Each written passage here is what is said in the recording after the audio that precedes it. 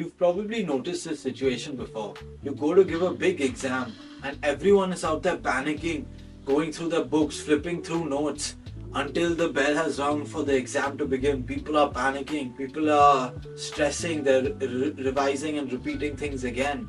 And everyone is giving the same paper, but there's probably one guy who's sitting on the corner and he's just ready to give the paper. He's calm, he's not stressed.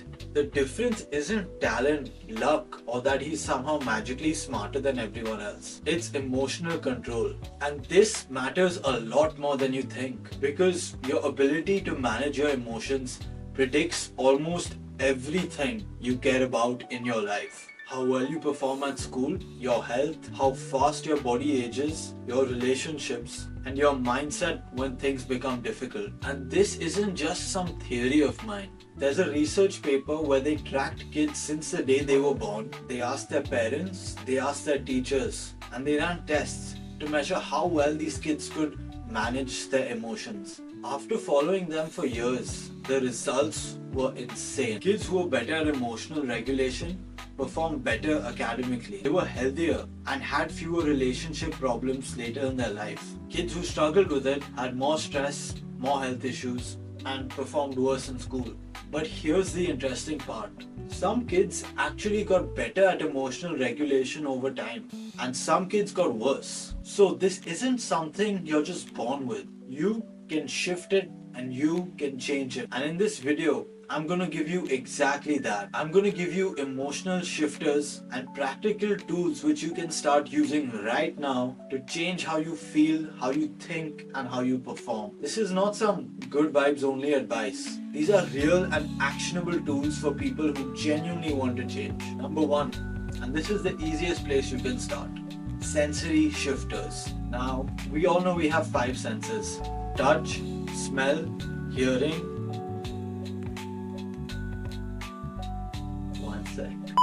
taste and sight. It's a bit embarrassing. These 5 senses are direct shortcuts to your emotional states. Take hearing for example.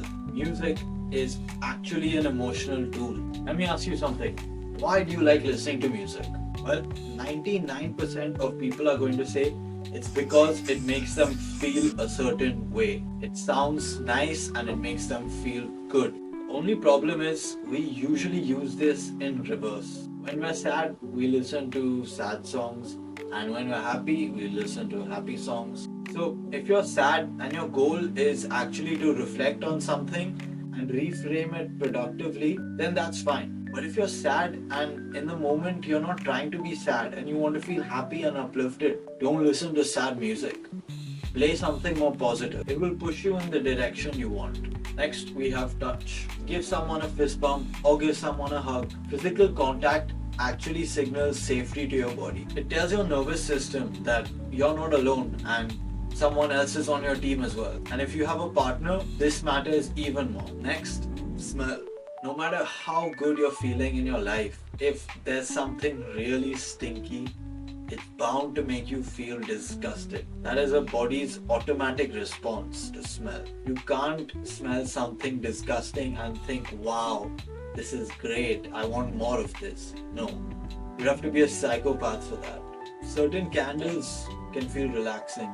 Certain body washes you use will feel nice and relaxing. And you actually start associating these scents with a sense of calm and confidence. Even temperature matters. Things like warm showers or cold showers instantly change how you feel. And last, you have taste. Certain foods that you like automatically make you feel better. Could be peanut butter cups for you, could be dark chocolate, anything. So your senses are a powerful way of shifting your emotional state in the direction that you want it to go. Alright, next you have attention shifters.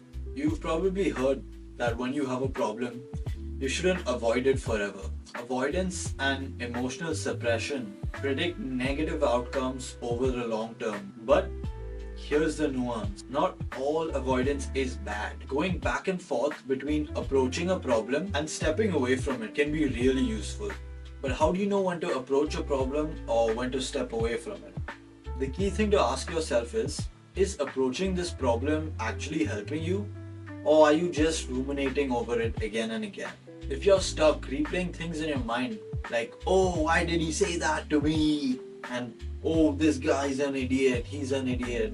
That's not processing something, that's just spiraling. But there are certain problems that you just can't avoid. If you're overweight, for example, it affects your daily life and you're aware of it 24/7. It's something you can't just look away from and ignore. And that's when you use the next shifter. At number 3, we have perspective shifters. You can change the way you feel just by changing the way you think. Zooming out and viewing a problem helps more than you realize. When you're in the moment and experiencing the emotions, it feels so overwhelming and it feels like that's always going to be there. Let's think about this. Someone cuts the line in front of you and you get into an argument with them. It pisses you off and irritates you. The next day, when you remember that, it still annoys you, it still bothers you. Like, damn, that guy was such an idiot. Why did he have to do that?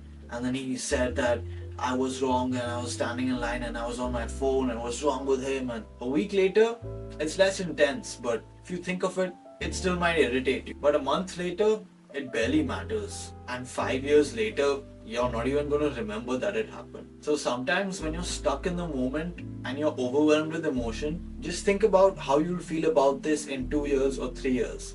It's not going to matter. You can also do this backwards. You can think about people who had to face unimaginable suffering, like starvation or the Holocaust. Suddenly what you're dealing with is nothing in comparison to that. And some people might say, oh, this is invalidating my emotions and not accepting my emotions and how I feel, and that's so rude. It's not invalidating your emotions. It's just putting it into context.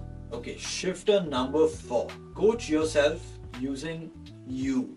As humans, we're great at giving advice to other people, but we suck at giving advice to ourselves. You've probably experienced this. So here's a trick to fix that. It's to coach yourself through a problem in your head, but to use the words you and your name. Let's say my room is in a mess and I want to arrange it. I'll say something like this. Alright, Sayan, you know this situation sucks. Your room is a mess and you're the one who's caused this. So you know what you need to do. You're just feeling lazy and it looks like a lot right now. So you need to start by just clearing your desk, then doing your laundry and making the bed, and then just removing all the trash that's lying around. That makes it sound so much simpler and makes yourself feel like you can actually do it. But if I had not done that and I just continued to stare at my room as being a mess, I would just be like, oh, it's such a mess, I don't want to do this sucks. It's irritating me so much. Why have I done this? I hate myself. And you probably won't do anything about it. So using you and your name creates distance from the problem, and that distance creates clarity, which makes it easier to see and ultimately easier to solve. Number 5. Now this is a really fascinating one, and it's thinking in a second language. People who speak 2 languages or more actually find it easier to think through problems in their second language. Now, why? Why would just thinking of it in another language make it easier to deal with? It's because it creates emotional space. You feel less overwhelmed and you start thinking more rationally. It's really weird to think about and probably doesn't make sense, but if you can speak more than 1 language, next time try using your second language to work through the problem. Alright, number 6. Don't instantly reframe pain as something positive. Now you must be thinking, oh, this guy is just telling me to take a negative and make it into a positive. And now he's telling me, don't reframe pain into something positive. Just hear me out. Don't take something deeply negative and instantly reframe it as something super positive. The reason is, if you live in this no bad vibes, good vibes only mindset, you actually rob yourself of learning from the situation. Pain exists for a reason. When you touch the gas by mistake, that pain teaches you not to touch it the next time. And there are some people in this world who actually biologically can't feel physical pain. It's some biological condition where they can't feel pain.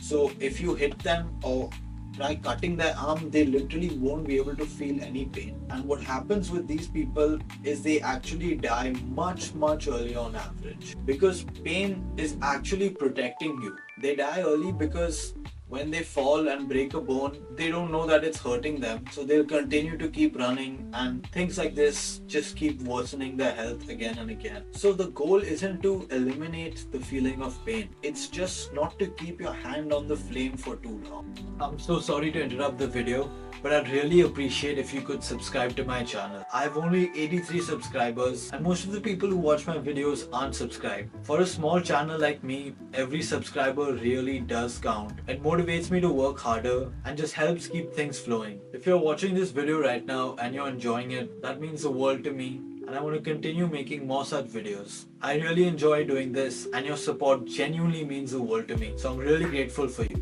Okay, number 7. Space shifters. We get attached to people, and if you're securely attached to people, then just being around someone that you trust is really calming. But we also attach to places.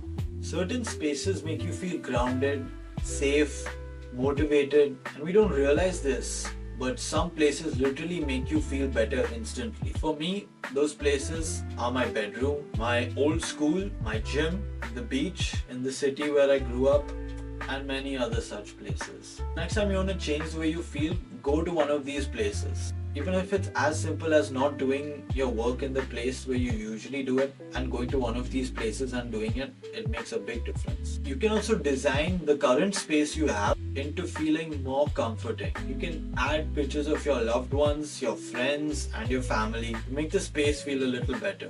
Research